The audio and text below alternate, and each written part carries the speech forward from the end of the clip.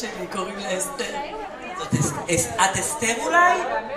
מדברת עם אחרים. את אסתר? אסתר המלכה. נכון, אבל את אפילו לא שאלת איך אני יודע שקוראים לך אסתר. לא יודע, אני לא יכול לספר לך.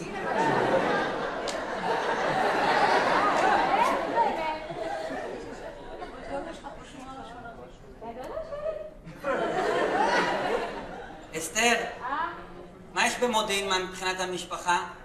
יש לי. ראית אותה רק פה מסתבכת ואז נפל לך השמאל? איזה עולם קטן, אה? זאת בעדתה שלי. יש לך הצתה, גם כשנכנסת לעולם, איזה קטע! אני רואה אותך אחרי המופע נשארת לשבת, נגמר? רגע, אנחנו במודיעין? את מקריית גת? לא, פתח תקווה.